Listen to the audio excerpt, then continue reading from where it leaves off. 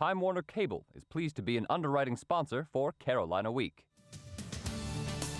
Coming up on the January 19th edition of Carolina Week. We'll talk to university administrators about the latest round of budget cuts and why they might be worse for the university community than ever before. Despite continuing state budget woes, a Carolina education continues to be a bargain. In sports, men's basketball keeps a streak alive, and kudos for another legendary coach. Weathercaster Suzanne Wilson will tell us if we can expect another plunge into temperatures going into the weekend. All that and building up the university community, literally. Carolina Week starts right now.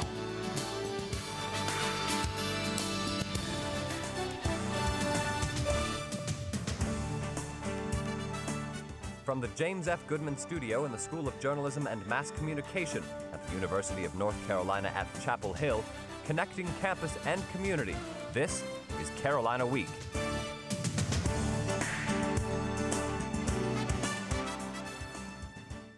Election season is in full swing on campus. Good evening. I'm Eddie Sykes. And I'm Joelle Kaplan. Chances are you've already been approached by someone to sign a petition for a candidate. Last night, prospective candidates for student body president and other elected offices officially declared their intent to run. Members of the Board of Elections advised candidates that running for office is stressful and that the board will strictly enforce election laws. Those hoping to run for student body president must collect the required 1,250 signatures to appear on the general election ballot. That effort is already underway, with candidates and their staffs hitting the pit today asking for support. Once they have the required number of signatures, candidates would be certified and their names would appear on the ballot. They have about 10 days to collect the signatures.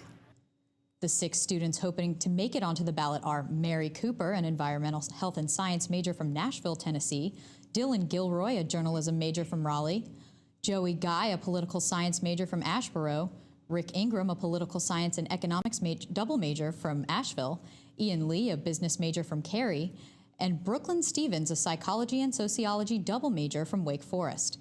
The election is Tuesday, February 8th. There could also be a referendum on the ballot, allowing students to decide if they want to pay for further renovations to the student union. Student Congress decided Tuesday night not to put the fee proposal on the ballot. But if supporters of the $16 a year fee collect 3,000 signatures, the proposal will still appear on the February 8th ballot. The renovations would include remodeling the bowling alley into a dance space and adding a healthy dining option. Now turning to the ongoing budget issue, with a potential $3.7 billion state revenue gap on the horizon, North Carolina lawmakers are looking for ways to cut spending and say many of those cuts will come from education. I had a chance to catch up with some UNC administrators, and though they're bracing for the worst, they hope proactive steps could help ease the pain of another year of budget cuts. UNC's interim director of diversity and multicultural affairs, Terry Houston, knows the harsh reality of yet another year of trying to squeeze money out of a budget that is already running dry. We're going to take a hit. Every unit is going to take a hit. With potential cuts as high as 15% for the coming fiscal year, university officials are doing their best to remain optimistic. But it's not easy. For Houston, the solution to the state's budget crisis comes down to 2 words. We've got to be creative. We've got to be innovative. Chancellor Holden Thorpe has been pushing innovation since starting his job in 2008. And one thing the administration is doing to innovate during the current budget crisis is thinking ahead. Thorpe announced earlier this month a permanent 5% reduction in staffing, programming, and operations, cuts totaling about $26 million. According to Thorpe, proactive cuts are the best way to curb a problem that could get even worse. It's certainly a proactive measure that just says, look, we know $3 billion is hard to find, but it's also a measure to say these are the kinds of difficulties that we're going to have to endure in much greater degree if we can't figure out another way to produce revenue for the university. If the state calls for more cuts on top of reductions already made, it's going to have the most significant impact in the classroom, from fewer course offerings to staff reductions to even shutting down research initiatives. Administrators are going to be left with a couple of tough choices to make. But even with difficult choices, Terry Houston isn't singing the blues, and she wants to encourage her colleagues to do the same. I am optimistic about our future, and our office will do its best to make sure we keep going in that right direction. One option many think would help to significantly reduce the budget shortfall is raising the admission cap to admit more out-of-state students. But Chancellor Thorpe told us there have been no such discussions between lawmakers and university officials. Continuing events across campus and throughout Chapel Hill are honoring the legendary Martin Luther King Jr. On Sunday night, more than 400 people gathered to celebrate Dr. King at the 26th annual University Community Martin Luther King Jr. Memorial Banquet. The sold-out event held at UNC's Friday Center attracted local religious leaders, residents, and UNC students. Right there you see Student Body President Hogan Medlin. Dr. Charles Day, UNC's first full-time African-American law professor, was the keynote speaker. Others choose to honor Dr. King by giving back. Nearly 600 people showed up Monday at Christ United Methodist Church in Chapel Hill. The charity event included more than 30 community service projects in Wake, Durham, and Orange counties. Participants assembled health kits for the United Methodist Committee on Relief, stuffed Valentine's cards for patients at the Durham VA Medical Center, and some Triangle students even received free computers. The day of service concluded with a reflection from Pastor Steve McElroy, who challenged community members to reach out with the same love Dr. King embodied. If you chose to waive out of the UNC system health insurance last semester, you'll need to do it again this semester. Those who already have health insurance and want to opt out of the plan should do so by the end of the month. Last semester, only 7,000 students at UNC used the plan, but administrators say they expect student enrollment to increase this semester. To learn how to waive out of the program, visit our website, carolinaweek.org. One Chapel Hill hotspot could be closing its doors for good. The gates of PT's Old Fashioned Grill are locked, and the building has been empty since students returned from break. The popular bar and restaurant located just off Franklin Street opened its doors in 2007. One employee says PT's could reopen in a few weeks, but we were unable to reach management for an official word. But according to a message on the restaurant's voicemail, PT's will likely stay closed. The message didn't mention a reason. Move over Daily Tar Heel. There is a new paper in town. UNC's Greek-run newspaper, The Odyssey, publishes a new edition every Thursday. And even if you aren't in a sorority or a fraternity, the paper won't be all Greek to you. The Odyssey features stories about philanthropy, sports, and entertainment. It's free and available in all fraternity and sorority houses and at the SRC. Well, most of us are looking for that elusive 15 seconds of fame. Coming up after the break, we'll tell you about another UNC alum's quest to win a reality TV show.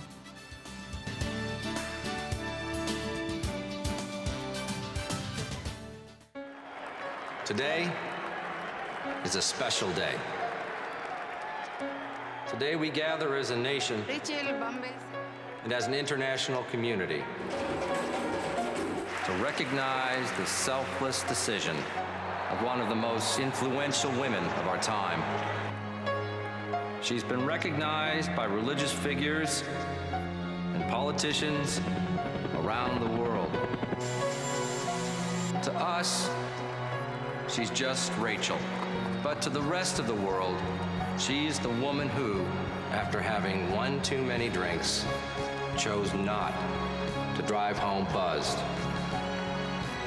Here today to honor Rachel is the family whose lives she spared.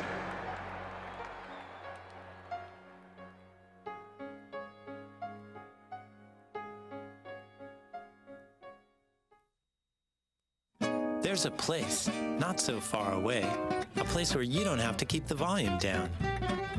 You'll find all sorts of creatures in this place without have to. The silly you, the proud you. You may even meet the curious you. It's tickling me! You!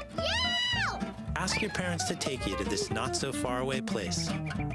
Come to the forest, where the other you lives. But first, stop by discovertheforest.org. Welcome back to Carolina Week. You'd think 5 straight years of tuition increases would make Carolina one of the more expensive public universities in the nation. But UNC is actually the best bargain there is in higher ed. When a new college ranking hit newsstands and the internet January 4th, Chancellor Holden Thorpe couldn't help smiling. Administrators talk a lot about the ratings that they do well in, so we like this one. We're number 1. For an incredible 10th consecutive year, UNC Chapel Hill tops Kiplinger's Personal Finance magazine's list of the best values in public colleges. The rankings are based on a variety of factors, with about 2/3 of the weight on academic quality and the rest on cost and financial aid. But UNC is number 1 on the list only when the data are based solely on each school's in-state students. For an out-of-state student, UNC is the 3rd best value, behind 2 State University of New York campuses.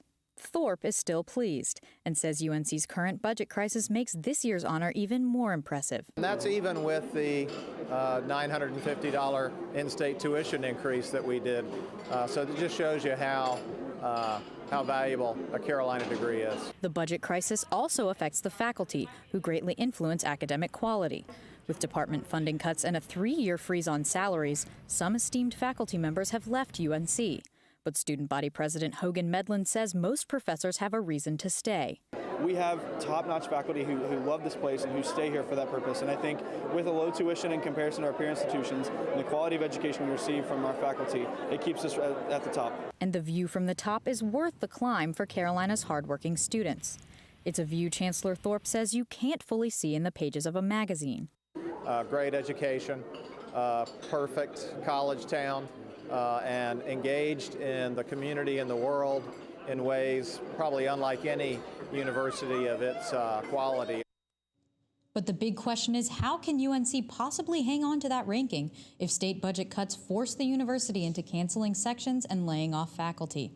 One speaker at UNC brings world-renowned photographs right here to the School of Journalism. Award-winning photojournalist Smiley Poole paid a visit to the school Tuesday evening. Some of his most famous works include shots of natural disasters such as Hurricanes Ike and Katrina, 8 Olympic Games, and inspiring stories from around the globe. Poole spoke about the ups and downs of his career and talked to students about the future of financial journalism. A warm fire greets all who visit the Chapel Hill Fire Department's newest exhibit, and this is one fire that they won't try and put out. Historical displays line the walls at 301 Meadowmont Village Circle, home of the Chapel Hill Fire Department's now complete exhibit. Aimed at providing public education to local elementary students, the Fireplace offers a fire safety video and puppet show to help instruct the kids. The Fireplace is complete with a 1914 Model T fire truck, gear, and photos of former fire chiefs. And of course, the fire department's mascot, Sparky. The exhibit is open through the end of next month. Remember Anoop Desai on American Idol? Well, another UNC alum is competing in a reality TV show. Marissa May hopes to find love on the newest season of The Bachelor. So far, she's received roses during the first 3 episodes, allowing her to move on in the competition for the affection of Bachelor Brad Womack. Students could see the former UNC softball player right here on Carolina Week during her undergrad career. However, there are mixed opinions among current students about May's involvement in the show. I think it's interesting. I don't know if it represents the university in the best way. It's a reality show. It's not really doing anything with your education, but if that's something that she wants to do, then it's her life. She can do that. I think it's a really cool opportunity because it just shows like the wide range of circumstances you can get into once you graduate. Like you don't have to go into a regular job. He's on a reality show. I don't particularly like the whole setup of The Bachelor, so I don't know how that reflects on her as an individual, but it shouldn't reflect badly on the school, I don't think. I don't really have a preference for what she does with her like private life, but as long as she doesn't do anything really trashy. You can catch The Bachelor Monday nights on ABC, and of course, we'll keep you posted. Well, if you've been outside at all today, you know it's a little warm out there. Definitely is a little bit warmer. Weathercaster Suzanne Wilson joins us in the studio. Suzanne, can we expect this weather to stick around? Well, we haven't seen this image in quite a while, but we won't be seeing it for the next couple of days. But stick around. I'll give you actual numbers when we get back and tell you how long we'll be seeing warmer temperatures.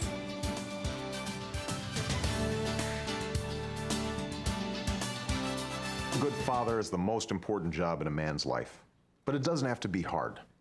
Play catch, go to a park or visit a zoo. Help your child with their homework. Sit down together for dinner. Ask them how their day was. Things get busy, and sometimes we all fall short. But the smallest moments can have the biggest impact on a child's life. Take time to be a dad today.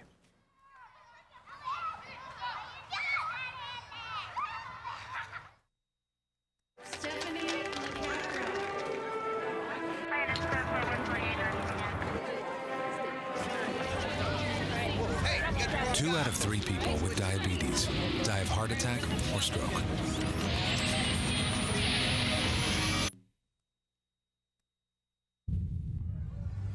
That was his wake-up call. This is yours. Sir. Ask your healthcare provider how you can lower the risk. To learn more, go to diabetesactnow.org.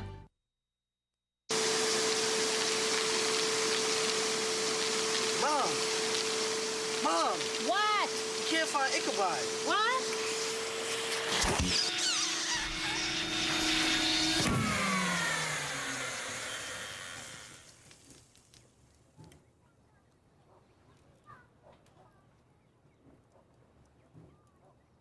You don't have to be perfect to be a perfect parent. There are thousands of teens in foster care who would love to put up with you.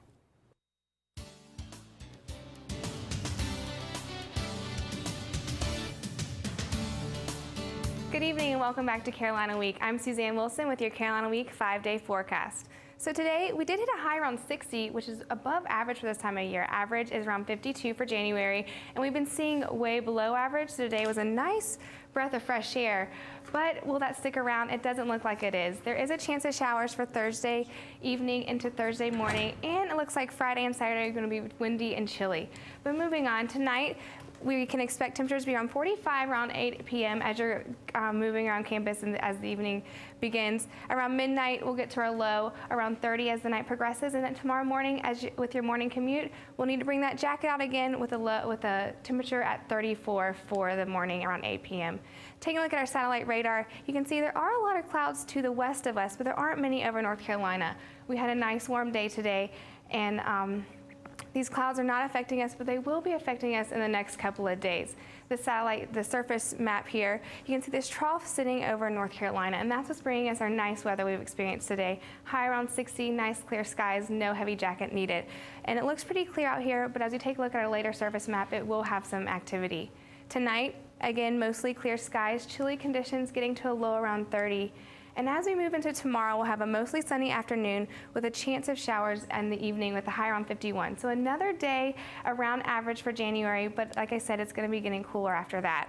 Tomorrow, here we have this line of storms to our west and this low pressure system. It will be moving over us into Thursday evening. So I started Thursday evening. We will be seeing this blue move into our area, which is some rain. We won't be seeing any snow, but we will be seeing a chance of rain for Thursday evening into Friday morning. As we take a look at our 5-day forecast, Thursday again, nice warm temperatures, a low around 38 for Thursday night, 30% rain for Thursday evening into Friday. Again, 44 on Friday. So we are going to see some windy and chilly conditions on Friday because of the low pressure system moving over our area and bringing us some cooler windy conditions. A really low temperature of 22 for Saturday morning. So definitely going to need that jacket. But as we move into Saturday and even into Sunday, 47 and 50. So again, we're kind of doing an up and down pattern here with warmer temperatures going into cooler temperatures with a little bit of rain mixed in. But without our jacket yesterday and today, we're definitely going to need to bring that heavy jacket out tomorrow for the weekend. So look forward to that. Suzanne, it looks like it's just going to be really up and down. Yep, that's the pattern. Well, thanks so much, Suzanne. College graduates are asking, how can I move up if I can't move out? Internationally known demographer William Fry says the U.S. is experiencing the lowest interstate migration rates for bachelor degree earners in recorded history. The 2010 census reported the general migration patterns of recent college graduates from Northeast to Southwest within the past 10 years. But Fry says that's no longer the case. The most popular cities for college grads used to be metropolitan cities like Riverside, Phoenix, and Las Vegas. But when the recession hit, bachelor's degree earners began staying in more economically friendly cities like Raleigh, Charlotte, and Seattle. Sportscaster Justin Page joins us live in the studio. Justin, what a big game last night for the basketball team. I've got to say, and there was a lot at stake, right? No, absolutely, without a doubt. Going into last night's game, Carolina had won an incredible 54 straight games against Clemson here in Chapel Hill, a streak that dates back more than 80 years. Coming up after the break, we'll show you how the Heels kept the incredible streak alive.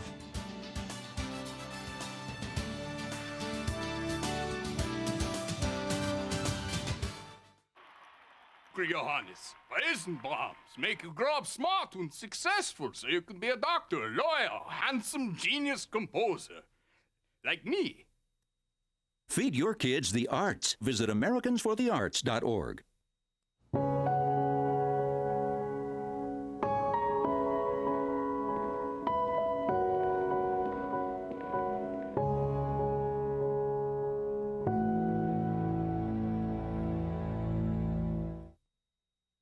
So my uncle calls and he says he's dizzy and he's losing his balance. I'm like, Unc, you want me to take you to a doctor? He's like, no, I'm gonna look up the symptoms. I said, your symptoms are you're dizzy and you're losing your balance. So he said, I can't get on the internet because my arm is numb. I said, well, use your good arm and dial 911. Stroke's no joke. If you or someone you love is showing symptoms of stroke, don't wait because it might be too late. Dial 911. Time lost is brain lost. Any questions? What kind of service plan does this come with? Unlimited. Can I keep my same phone number? Absolutely. How do I change the ringtone? Just hook it up to your computer. Does it have a camera? What's the warranty? Does it come in silver? Can I put my party shuffle on this? Does it have a 3.5 millimeter headset jack? You sell a lot of these? It's the one I carry. You ever get those phantom vibrations in your pocket? Any questions? No. Are you sure? Yeah. Ask questions.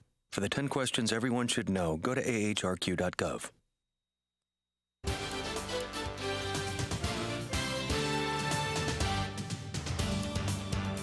Welcome to Carolina Week Sports. I'm Justin Page. Lately, many UNC fans have called for Coach Roy Williams to replace starting point guard Larry Drew with the talented freshman Kendall Marshall. Well, UNC fans got their wish last night as the Heels tried to preserve their historic 54-game winning streak against Clemson in Chapel Hill. At the Smith Center last night, there you see Kendall Marshall getting the first start of his UNC career. Marshall's been playing some good basketball lately, and he picks it up early. Check out the drive right here. Marshall added 5 assists to his 5 points, but the Heels' go-to guy last night was Reggie Bullock. Look at him go right here. He was on fire in the first half, cooled down in the second, but still finished with a career-high 18 points. And even after all the criticism he's taken lately, Larry Drew came up big for the Heels. In the second half, he paced Carolina to a 10-point lead with plays like this one right here. Check out the jumper. Great to see that from your point guard. Now, Clemson would end up tying the game at 63 with this DeMontez Stitch shot right there. But then watch Harrison Barnes right here. He knocks down the go-ahead three-pointer, and the Heels never looked back. And how appropriate is this? Larry Drew puts the exclamation point on the victory. Heels win 75-65. That's now 55 straight against Clemson in Chapel Hill. Now the Heels will get a much-needed week off after playing 3 games in 6 days. That's got to be exhausting. There you see the upcoming schedule that includes a trip down to Miami and an interesting showdown against NC State in Chapel Hill. Good news for the Heels, though, because the ACC is so weak this season, they probably won't play a ranked team until they face Duke next month. Meanwhile, the women's basketball team continues ACC play tomorrow night as the Heels try to bounce back from an ugly non-conference loss. Number 2 UConn came to Chapel Hill Monday night with All-American Maya Moore and, of course, Hall of Fame coach Gino Auriemma. Huskies got off to a quick 8-0 start, but check this out right here. Jessica Breland misses the step through, but sophomore Krista Gross dives down the middle and snatches the ball, hitting the reverse layup, putting the Heels on the board. The Huskies continue to build on their lead, though, and the Heels kept it close, and this Italy Lucas three-pointer right here cut the deficit to 10 points in the first half. Remember, this is UConn. 10 points, not that bad. But in the second half, Moore and company continued to dominate and never looked back. The Heels tried to keep the game close. That's a nice play. But the Huskies overpowered them and won 83-57. The ladies will tip off against Wake Forest tomorrow night at 7 at Carmichael. Women's soccer coach Anson Dorrance is adding yet another award to his trophy case.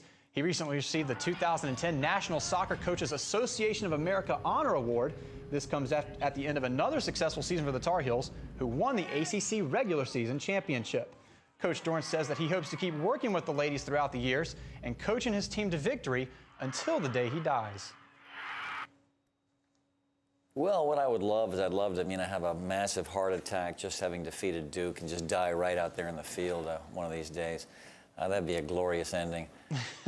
Well, it has been a glorious career here for Anson Dorrance at UNC. You look at the resume, 32 years, 715 wins. That includes 20 national championships, 19 ACC regular season championships, along with 20 ACC tournament championships, making him one of, if not the most successful college coach in history.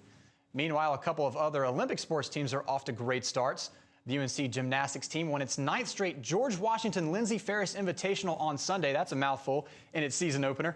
Junior Morgan Evans led the way, winning an all-around title, and the Heels also claimed the top spot in vault, uneven bars, and beam. Their next meet is this Saturday at Rutgers.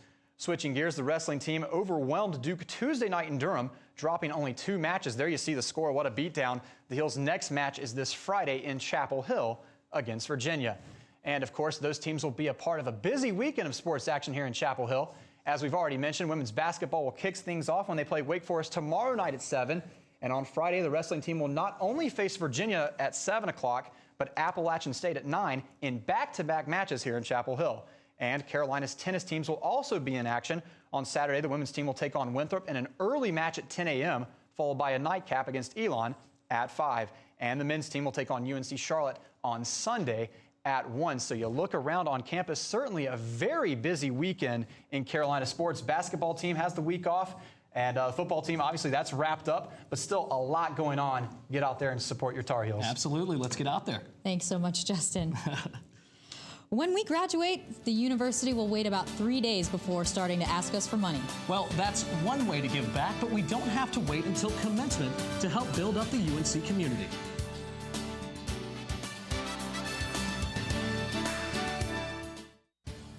If you have a story idea, call Carolina Week at 919-843-8292 or email us at carolinaweek@unc.edu.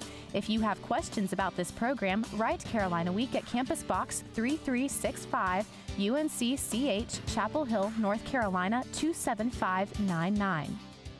Be sure to check out Carolina Week and Carolina Connection online at carolinaweek.org.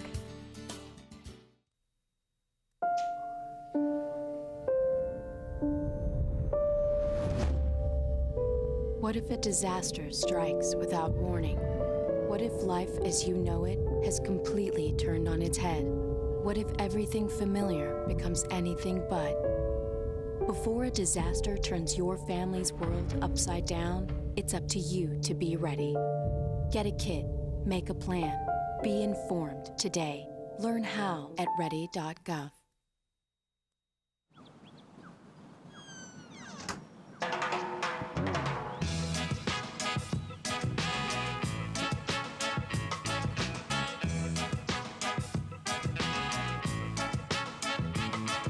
Hands can do incredible things. Now they can even help save a life with hands-only CPR. If you see an adult suddenly collapse, just call 911, then push hard and fast in the center of the chest until help arrives. Learn more at handsonlycpr.org. 10 houses in a year. That would be pretty good for a contractor. And it's great for a group of volunteers trying to make life better for fellow members of the UNC family. Preston Stanley has the story. Measuring, hammering, and sawing. Not your normal weekend activities at a university, but more than 200 students and faculty participated in UNC Build-A-Block during MLK weekend, building 2 houses from foundation to roof. Not only about giving back to the community, but giving back to the Carolina community through Build-A-Block. Jenny Prater works with the UNC Psychology Department and is a future Build-A-Block homeowner. She says her current 2-bedroom apartment isn't safe or big enough. Her future home, a dream come true. It'll be new. It'll have better water quality. My kids will get to have their own bedroom. The best news, her dream will soon become a reality. At the beginning of the weekend, volunteers are given a bare foundation and a blue nail like this one, but all their hard work in the end turns into a brand new house like the one behind me. Chancellor Thorpe and his wife passed out those blue nails, which symbolized UNC pride in each Build-A-Block home. So to see it come to fruition is really exciting, and to see how upbeat everybody is out here, it's great. It's what Carolina is all about. The Chancellor also related the power of Build-A-Block with words of encouragement to the volunteers. A college town like this, we're showing what it's like to be a community that cares about each other. It's that sense of community that's giving a fresh start to members of the UNC family in need. Getting a Habitat home is a nice, clean, fresh start that will help me and my kids grow to be better. In Chapel Hill, Preston Stanley, Carolina Week. You know, I've had a chance to work with Habitat for Humanity in the past, but I haven't gotten out to the Build-A-Block project yet. Have you? You know, I'm not really good with building things, so I think they're probably better off without me. All right. Well, let's go out there together sometime. How about that? Okay, All right, sure. Sounds great. Well, that does it for this edition of Carolina Week. Thanks for watching. Good night.